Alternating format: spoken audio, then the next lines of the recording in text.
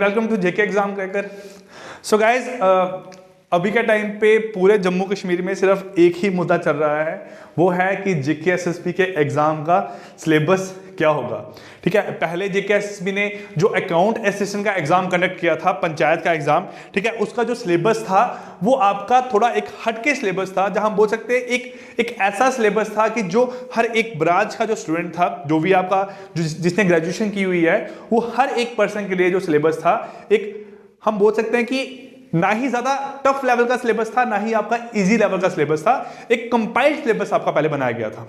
लेकिन जेके एसएसबी ने कुछ टाइम पहले जब पंचायत अकाउंट असिस्टेंट का एग्जाम होने के बाद उन्होंने देखा कि जो बच्चों का स्कोर आ रहा है, ठीक है, वो बहुत हाई स्कोर हुआ, तो उन्होंने सिलेबस में कुछ चेंजेस लाने की यहां पे कोशिश की, जो कि पहली बार जो उनकी चेंज थी वो थोड़ी गलत रही, सेकंड टाइम फिर उन्होंने चेंज किया वो गलत रहा, और अब थर्ड टाइम मतलब बोल सकते हैं कि फोर्थ टाइम जो यहां पे सिलेबस निकल के आया है, जो आज आउट हुआ है, मैं उसके बारे में आप लोगों के साथ यहां पे डिस्कस करने के लिए आया हूं।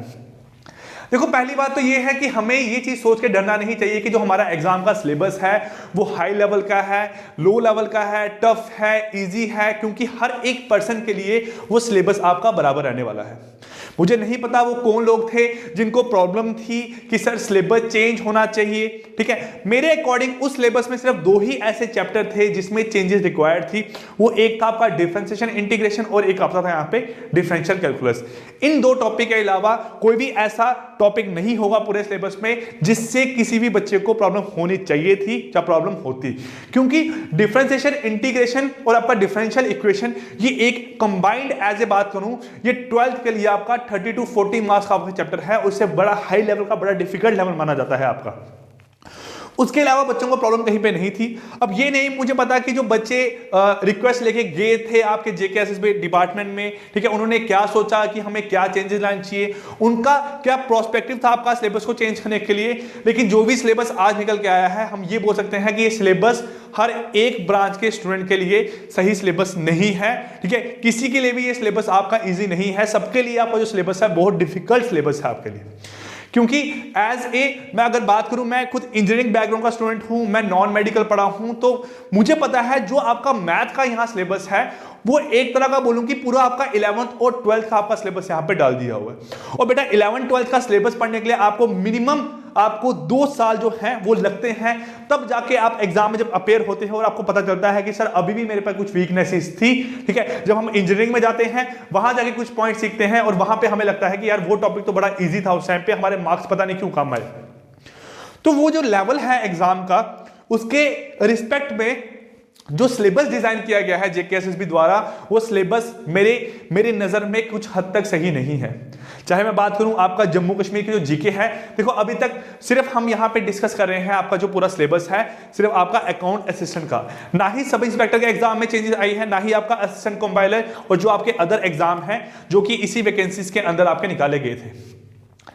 अब 2 कंपोनेंट हैं अकाउंट्स में, कुछ कंपोनेंट आपके ऐड किए गए हैं, जो टैक्स वाला पार्ट है, ठीक है, दीपक सर उसके बारे में आपको इन्फॉर्म कर देंगे। लेकिन अगर बात करूं मैं यहां पे जीके की, तो बेटा जीके इतनी वास्ट कर दी गई है आपकी जीके यहां पे, ठीक है। इंडियन जीके आपको डाल दिया हुआ है, ऊपर मेन हेडिंग में लिखा गया यहां पे GK with special reference to आपका जम्मू एंड कश्मीर यूटी, लेकिन नीचे पूछा गया आपका इंडियन जीके, आपका इंडियन फ्रीडम स्ट्रगल पूछा गया आपको, ज्योग्राफी पूछा गया आपको, कल्चर पूछा गया आपको। यहां पे कुछ नहीं किया उन्होंने, सिर्फ आपका जो कल सिलेबस आया था, जो आपका आज सिलेबस आया है, दोनों में डिफरेंस सिर्फ एक ये है कि उन्होंने टॉपिक को यहां पे एंड की फॉर्म में लगा दिया हुआ है ना। आप लोग अगर समझदार हो, आपने अगर सिलेबस देखा है, तो मैं यहां पे आपको बताता हूं कि सिलेबस में उन्होंने चेंजेस क्या की है, जो कि वो कह रहे हैं, लेकिन मेरे नजर में वो आपकी चेंजेस नहीं है। इन्होंने यहां पे किया हुआ है, देखो, current event of national and international importance, ठीक है बेटा, आपका करंट अफेयर का पार्ट है, हर एग्जाम में होता है, ठीक है, आपका रहेगा यहां पे। सेकंड यहां पे है आपका political and physical divisions of world and India, बेटा बहुत हाई लेवल तक का हो गया आपका यहां पे, political and physical divisions of world and India, मतलब पूरा आपको यहां पे देके चलना है। देन उसके बाद हम बात करें, यहां पे बोला गया Indian culture, heritage and freedom struggle movement. अब जो लोग पंचायत के टाइम पे मुझे कॉल करके ये बोल रहे थे कि सर ये जो क्वेश्चन है आपने डाला हुआ, ये जम्मू कश्मीर के जीके का नहीं है, क्योंकि जो सिलेबस है वो आपका with special reference to J and K है, वो लोग यहां पे गलत साबित होते हैं, क्योंकि स्पेशल रेफरेंस का मतलब है कि 30 मार्क्स में से आपको ज्यादा नहीं नहीं तो 20 मार्क्स का आपको जम्मू एंड कश्मीर का पूछेंगे और 10 मार्क्स का आपको ओवरऑल पार्ट भी पूछ सकते हैं। यही रिस्पेक्ट में आपका यहाँ पे सिलेबस डिस्क्राइब बनाया गया है। देन हम बात करते हैं, यहां बोला गया है आपका ट्रांसपोर्ट एंड कम्युनिकेशन, ठीक है। उसके बाद आपका डेमोग्राफी, जो कि आपको स्टैट वाले पार्ट में भी देखने को मिलेगा। उसके साथ है आपको यहाँ पे important river and lakes in India, ठीक है, पूरी इंडिया की आपको यहाँ पे रिवर और लेक देखनी है। Then weather, climate, crop, means of transport in India, ठीक है, इन्वायरमेंट, इकोलॉजी एंड बायोडाइवर्सिटी, ठीक है, ये आपका इन्वायरमेंटल स्टडी का पार्ट हो गया। देन जेएनके यूटी में क्या डाला गया, देखो आपका यहाँ पे history, economy, geography, heritage and culture और इंपॉर्टेंट टूरिस्ट डेस्टिनेशन।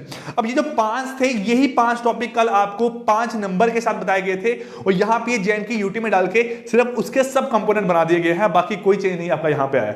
और बोला जा रहा है कि आपका जो सिलेबस है वो आपका चेंज हो गया है। मैं आपको पहले बता चुका हूं कि मॉर्निंग में मेरी जो आपके जहांगीर साहब है उनसे बात हुई थी, उन्होंने बोला था कि सिलेबस में कुछ आपके चेंजेस किए जाएंगे और सिलेबस वैसा ही रखा जाएगा जो कि लास्ट टाइम आपका पंचायत के टाइम पे था, लेकिन ये वैसा सिलेबस नहीं है, ठीक है। मुझे नहीं पता उन्होंने किस रिस्पेक्ट में यहां बोला था, जहां मैंने हो सकता है उनकी बात गलत तरीके से यहां ली हो, लेकिन हाँ जहां तक मुझे याद था उन्होंने यही बोला था कि जो आपका सिलेबस है वो आपका वैसा ही रखने के हमारे यहाँ पे चांसेस हैं।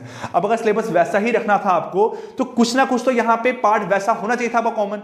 इन्होंने क्या किया, पूरा ही आप ये मान के चलो कि जो लूसेंट की बुक मार्केट में अवेलेबल होती है, जो मनोहर पांडे की बुक आती है आपकी जीके की, वो पूरी बुक आपको पढ़नी पड़ेगी, तभी आपका इकोनॉमिक्स वाले पार्ट में और आपका जीके वाले पार्ट में एग्जाम में अच्छा स्कोर होगा।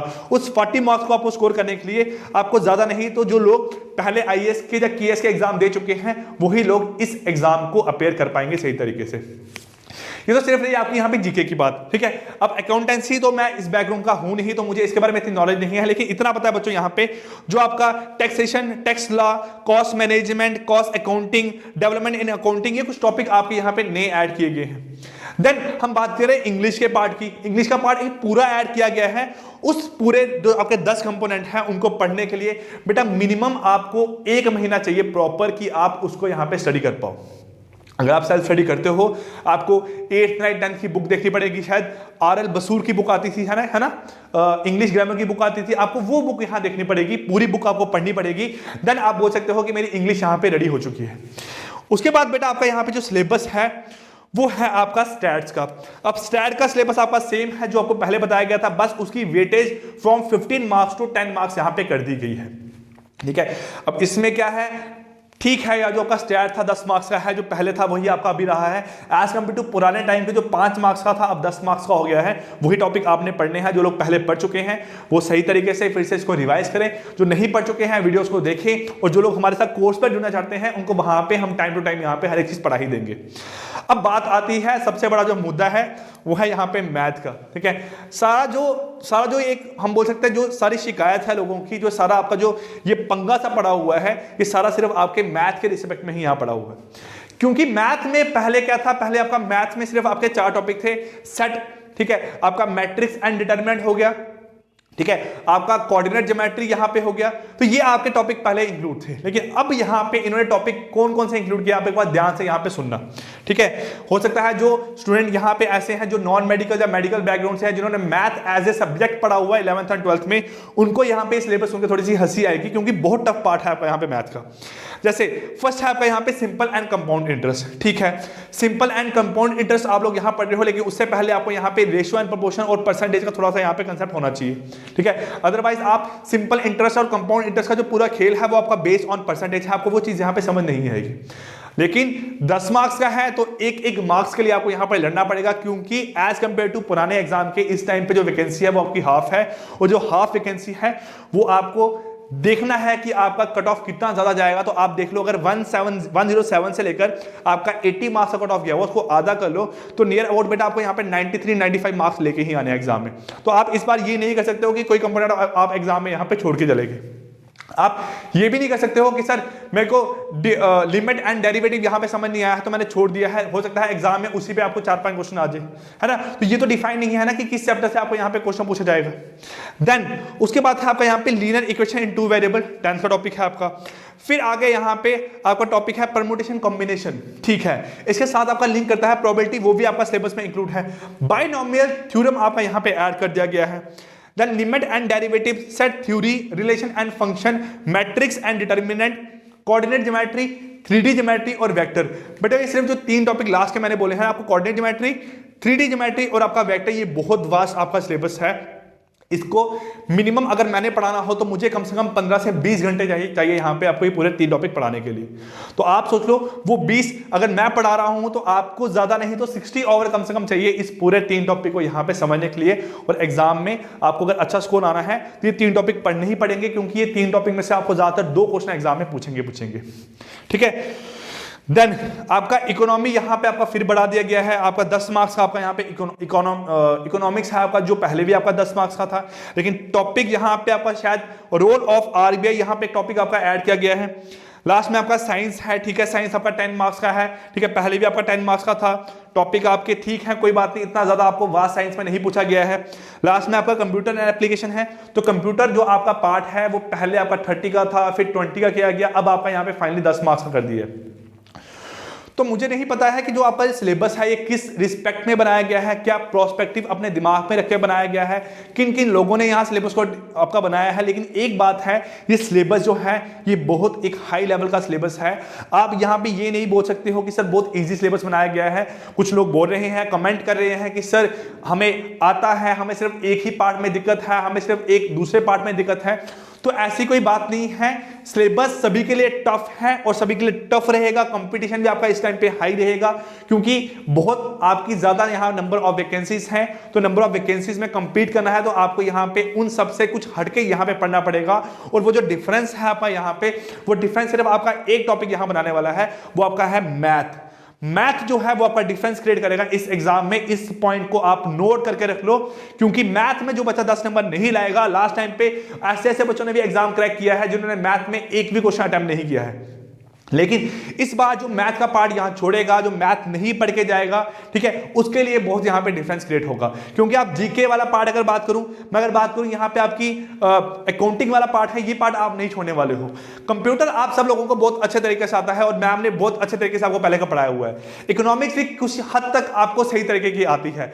स्टैट भी मैं आपको यहां पहले पढ़ा चुका हूं। तो ये जो 5 कंपोनेंट है, ये 5 कंपोनेंट हर एक पर्सन के लिए यहां पे आपका बराबर है।